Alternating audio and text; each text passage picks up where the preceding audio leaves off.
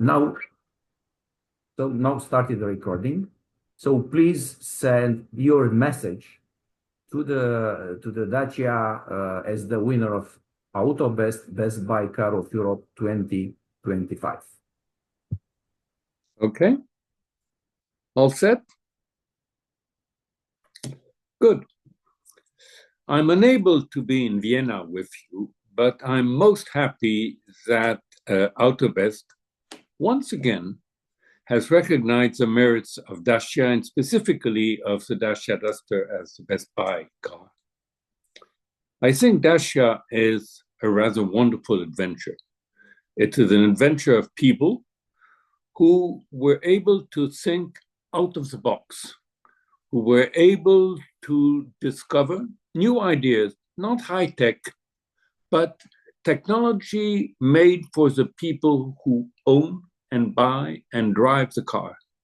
That is what is very specific about Dacia. We think of the people who will buy the car before thinking of engineers and everything else. And the Dacia adventure, which has lasted for more than 20 years, has always benefited, of course, from the support of Renault, but also from the support of rather extraordinary people. And I would like to give a special greeting to Denis Levot, who is now the head of Dacia, who has contributed to extend Dacia in the present world. I must say, I read with interest recently an interview of Luca Di Meo underlining the importance of affordability of cars. And I think that Dacia can and should give ideas for the future of car manufacturers, hopefully to Renault and its group, but maybe to other car manufacturers who will now recognize that a success story, which has lasted for more than 20 years, and having Dacia the best-selling cars to families, direct owners today in Europe, will probably show the path to new people in the car business. So, all the best to all of you. Congratulations to Dacia. Congratulations to all the people who contributed to Dacia. And if I may say so, also to AutoBest and Renault. Thank you. How long did this? Perfect. Very good. Thank you very much. Appreciate it. Now let's move to the to the interview. Okay. Okay. Good. So, Mr. Schweitzer, I think you are the best person on this planet to assess the situation of Nissan today. Why? Because if we go back 26 years ago, you've been the CEO of Renault, who was scrutinizing, analyzing the situation of Nissan back then, which was absolutely a disaster, economically speaking. You've been the person to decide, as the CEO of Renault, to take over a majority, important stake in Nissan, and you was the one deciding to find solutions, and it was proven that Nissan was very, very well revived. So everybody's wondering, what did you find back then? And of course, we will continue to discuss about the situation of today. So what did you find in Nissan back then? Well, first, maybe I should say, why did we look for Nissan? Renault at the time was prosperous, having a very good run with good models, but we were almost exclusively a European car manufacturer. And we were not in the Asian market, we were not in the US market. And my view at the time is that to expand in those two markets, which were the largest market in the world for the US and the one with the most future, Asia. And to do this, we needed a partnership. So I looked at Asian manufacturers in Korea and in Japan. And of course, we were not so rich. so we could not afford to buy a Toyota, Honda, but we saw Nissan. And what was interesting about Nissan, Nissan was not doing well. Its leadership, its management wanted a partnership which could bring money and new ideas and new techniques of management. So we opened discussions with them. And we made a very thorough analysis of the problems of Nissan. We found the factories were good. The workers were productive, efficient, and produced good quality. The engineers were very good. But there was a lack of energy, I would say, in the management. And therefore, prices had slipped, motivation had slipped, and therefore the company was going down. And they had a special problem also with the truck operations. So my view, my strong view, was that Nissan was a good company with a management problem. Now, you can't turn around a company which is a bad company with bad workers, bad engineers. But if the problem is management, a turnaround can be achieved over a very reduced period of time. And I sent to turn around the management of Nissan, Carlos Ghosn, with a very small team, about 30 people, which is not large for a company which has more than 100,000 employees. And for the first few years, Carlos Ghosn managed a remarkable turnaround of Nissan. The mission I had given him was take care of Nissan. You are there to heal Nissan, not to do good things for Renault. Your responsibility towards Nissan. Of course, we had meetings every month. I phoned Carlos every week to discuss what he was doing, and it was an enormous success. So the turnaround was achieved, Nissan expanded, and after some years, things started not going as well as they should. Should I continue, or? Yes, please. Tell us what happened. Why do you think was this evolution was an involution of the success story? Well, first, let's say the effort to develop synergies between Renault and Nissan were not as successful as they should have been, for these two reasons.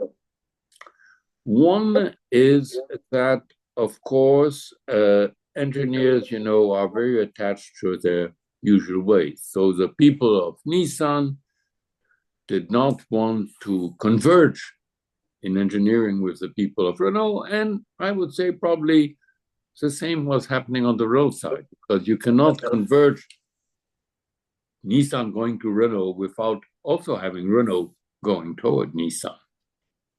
And I believe Carlos, who did want to stay as head of Nissan, which was not my plan. My plan was that Carlos should be head of the group and should appoint a new CEO of Nissan, whom the people of Nissan would recognize as their boss. And Carlos decided to manage himself as CEO of both companies. And I think this was an impossible thing to do. You cannot, a car company needs to have a boss which it recognizes as their boss. Having the same boss for two companies simply doesn't work. So there was this problem, and Nissan did not build a leadership team made of Japanese and somewhat of foreigners. And therefore, things started to not develop as strongly as in other companies like Honda or Toyota. Secondly, with the time, I think Carlos, who had managed successfully with a very much hands-on policy, got less involved into management. And this also does not work. And then, so Nissan and Renault, instead of converging to become one leadership group, two companies within one group, Nissan and Renault started to drift apart more than working together. And Nissan, in the absence of a strong, dedicated leadership team, came back to the problems I had known and seen in 1999 when we made our deal with Nissan. And then, of course, crisis happened, linked to what Carlos had done in things which were not strictly linked to the management of the company. And this led probably in a crisis within Nissan in trust to its management. And there was nobody within Nissan who had been prepared to take the leadership of Nissan. And I believe strongly, you can have different techniques of management in a car company. But I have never seen a car company badly managed being successful. And I have always seen companies who have good engineers, good workers, good commercial teams succeed when they are well managed. And so this crisis in management in Nissan continued. There was, disagreements between the top management of Nissan. And therefore, things started to unravel. And you can see this example at Nissan. You see examples of other companies, GM at one time, before its present management, which is a remarkable management, Ford at some other times. I won't mention all the companies which have had difficult times. And there was nobody to turn around the company, give it new self-confidence. Mr. Schweitzer, what do you think about the today management of Nissan? Do you think Ivan can be the right... I don't know him, so I cannot have an opinion. What I say is that I have no reason to believe that the workers, the employees, the engineers of Nissan are not good anymore, are not able to run the company. But they have to have a strong leadership, and I strongly hope that the new management of Nissan is able to manage this turnaround. Managing turnaround is something quite specific. It's probably a bit different of, managing a successful company. You have sometimes to take more difficult measures. You may have to reduce man count, sometimes reduce volumes. Look again at your pricing policies. Nissan made some mistakes in the late 210th decades of trying to make too much volume in America, which was disastrous. But there's no reason to believe that the new management, again, I don't know them personally, but people in a car company want to succeed. So if they have a good leadership, they forge ahead.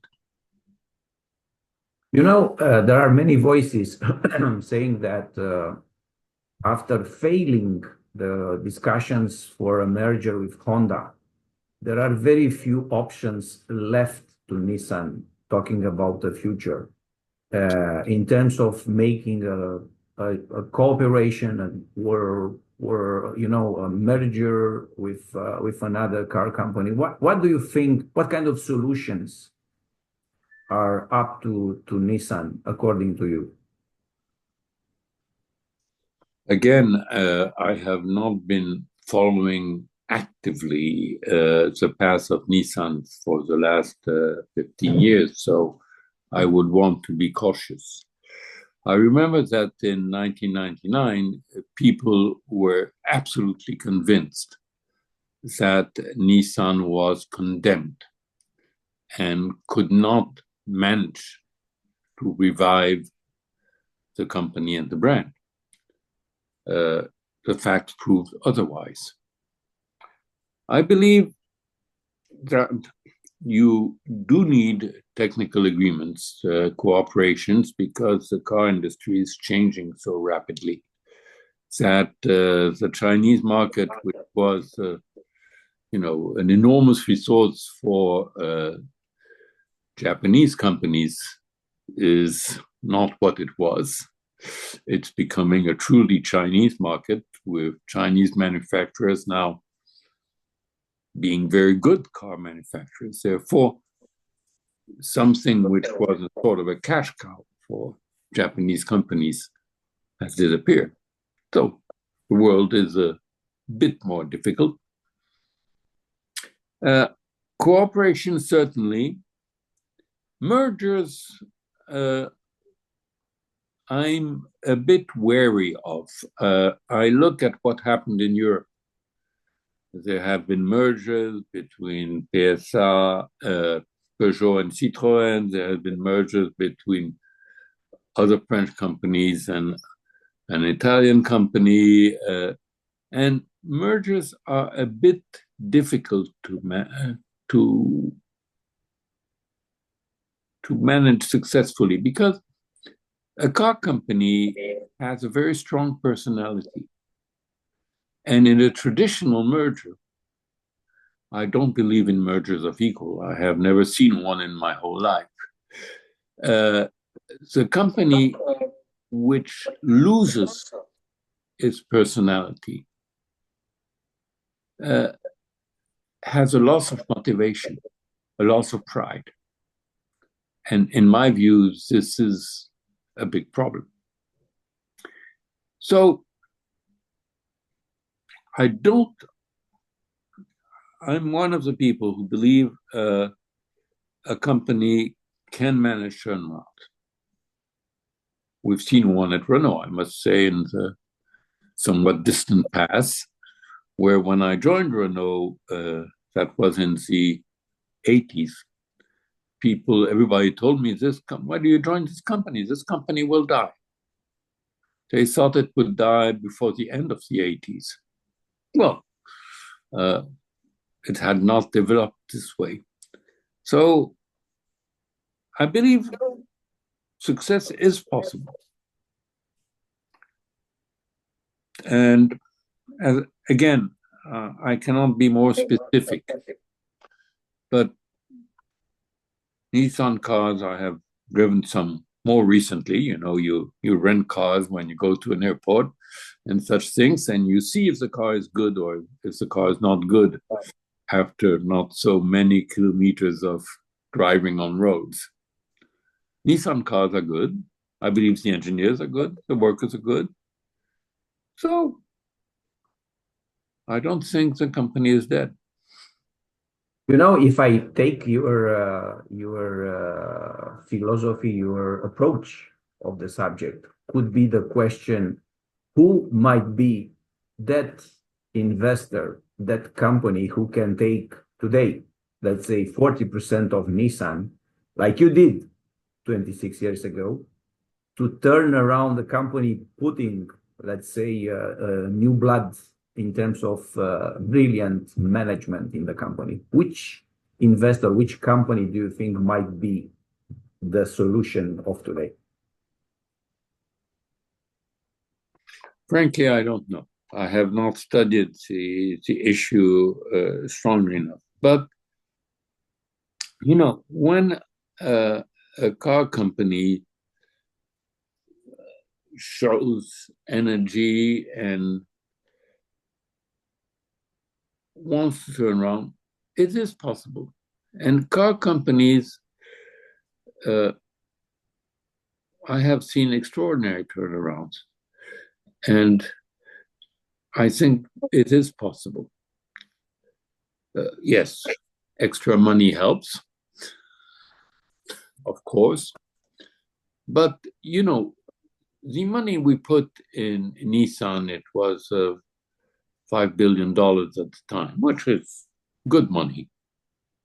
But when you see the deals which are made in the industry today, 4 or 5 billion is, you can find. If people believe in the will of the companies. You know, you may remember at the time, there was a man, a distant cousin of mine, Bob Lutz, who was one of the heads of Chrysler, who said, well, he should have bought $5 billion in gold, put them in a container and thrown them in the Pacific. Yeah, Bob was wrong back then. I wonder what he would say today. Yeah, but the problem was the same. I mean, we would not have invested $4 or $5 billion in Nissan if we had thought the engineers were not good, the workers were not productive, the employees did not love the company. So, Mr. Schweitzer, thank you very much for this assessment. As you mentioned, the PSA and FCA merger, can you make any comment on the situation of Mr. Carlos Tavares leading the company, the new joint company, which is Stellantis, and then leaving suddenly? What do you think about this? Because you said he's never working. I like Carlos Tavares and I respect him. He has an extraordinary, he's a car guy, and he has an extraordinary vitality. What I would say of Stellantis, it's a complicated company made up of different companies, some of them not being as high quality companies as the others. He's a great turnaround man. Probably he had too ambitious goals in margins, operating margins, which were not sustainable in the long run. I mean, you know, you cannot, the car industry is a difficult business. And if you want to increase continuously in the 2 digits, 12 to 13 to 14, people get, I don't know if I can say tired. They cannot sustain the rhythm. And long-term management is different from turnaround. You have to be able to manage the energy of the company in a different way. You don't run a 100-meter dash as you run a marathon. And probably it's a different style of management. You know, when you want to make a turnaround, maybe you should not listen too much to the people and to the problems. If you want to run something over a long period of time, 10, 15 years, you have to listen more. It's another style of management. One last question is regarding the rumor which was coming and going all the time about Stellantis and Renault possible kind of takeover or merger. Do you think this is simply possible, or do you think could work?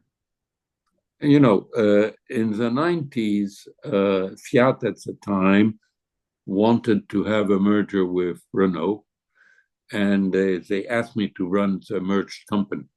Mhm. And I decided against it. I decided against it because the complementarity between the two companies was not good. We were selling to customers with the same income, same type of customers, so we would overlap much too much. And that is what happened when the merger was made between Peugeot and Citroën. And I think a merger between Renault and Stellantis would not be successful. As I said, we would overlap with each other. So I believe it was not a good idea. It still is not a good idea. And I would not recommend it. Thank you very much, Mr. Schweitzer. It was a real pleasure talking to you, and thank you for your insight about several topics we discussed. All the best to you. Thank you, Dan. It's always a pleasure to see you. Thank you very much. All the best. You will